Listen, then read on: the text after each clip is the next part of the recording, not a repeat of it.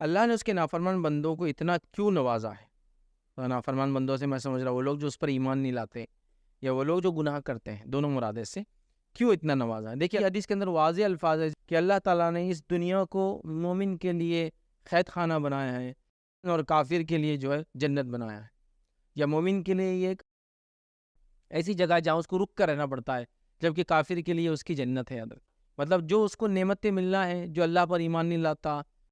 اس پر جو ہے بلیف نہیں کرتا، دنیا میں جو کچھ نعمتیں وہ پا رہا ہے۔ تو لہٰذا اللہ کے اگر گناہ گار اور نافرمان بندوں کو آپ دیکھ رہے ہیں جن کو اللہ نے نوازا ہے، تو اللہ تعالیٰ ان کو ڈھیل اور چھوٹ دے رہا ہے تاکہ وہ لوٹ کر آ جائے۔ اگر لوٹ کے نہیں آتے تو دنیا میں فائدہ اٹھا لے، آخرت میں ان کے لیے کچھ بھی نہیں آتا۔ تو لہٰذا ایسے لوگوں کو دیکھ کر آپ اپنے آپ سے پریشان نہ ہو کہ اللہ تعالیٰ نے ان کو کتنا نواز دیا اور ہم دیکھو کتنے پیچھے ہو گئے، اللہ تعالیٰ کاش کی ہم کو دیتا فلائیں۔ تو اللہ تعالیٰ لوگوں کو نوازتا ہے، کچھ لوگوں کو روک دیتا ہے، جو بھی وہ کرتا ہے یہ ان کے بھلے کے لیے ہوتا ہے، یاد رکھیے۔ تو ایک مومن اگر غربت میں ہے تو اس کے لیے کوئی مسئلہ نہیں، یاد رکھیے۔ ایک واقعہ اس طرح سے آتا ہے، ایک تابعی کے زمانے کا واقعہ ہے کہ یہودی تھا، بہت ہی غربت والی حالت میں تھا، اور وہ آیا اور کہا کہ تمہارے نبی کی حدیث تو جھوٹی ہوئی۔ کہا کیسے جھوٹی ہوئی؟ تو کہا دیکھو میں غریب ہوں، اتنا مسکین ہوں، اتنا بدحال ہوں اور یہودی ہوں، جبکہ دنیا تو میرے لیے جنت ہے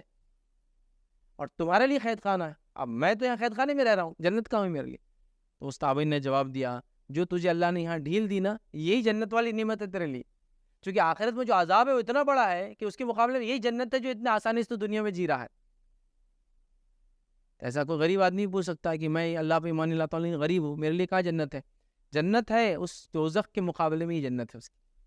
وہ جہنم کے عذاب کے مقابلے میں تو جنت میں رہنا ایک طرح سے ہو۔ جہنم کا سب سے ہلکا عذاب بھی اتنا زیادہ ہے کہ پیروں کے ٹخنے تک آئیں گا، وہ پیر کا جو ٹخنا ہوتا ہے نا وہاں تک آئیں گا، لیکن اس کی شدت یہ ہوگی کہ اس کا سر جو ہے، سر کے اندر بھیجا ایسا کھولیں گا جیسے ہانڈیا کے اندر آپ کھانا بناتے ہیں تو وہ ہوتا ہے نا کھولتے چیزیں آواز کرتی، ویسا کھولیں گا۔ یہ سب سے ہلکا عذاب ہے، سب سے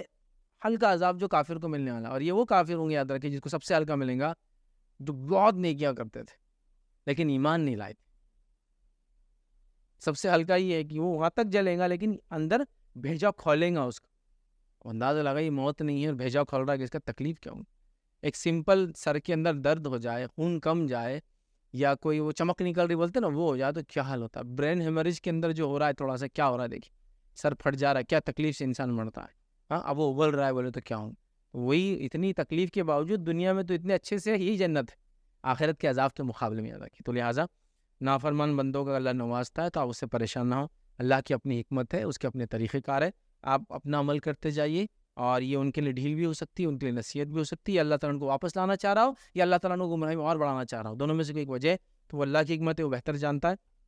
ہمارا کام ایسی چیزوں کو دیکھیں ناراض نہ، بہت سے لوگ ہوتے ہیں ہمارے ساتھ ہی کیوں، ہم ہی کیوں، دیکھو 5 ٹائم نماز پڑھ رہے، گھر میں کچھ نہیں، وہ کچھ نہیں کر رہے، ان کے گھر میں دیکھو بچے بھی ہیں، مال بھی ہے اور دولت بھی ہے، گاڑیوں پہ گاڑیاں آتے جا رہی، آپ ان کو چھوڑ دیجیے، چونکہ آپ نے یہ سب نماز اس کے لیے کی کہ یہ سب ملے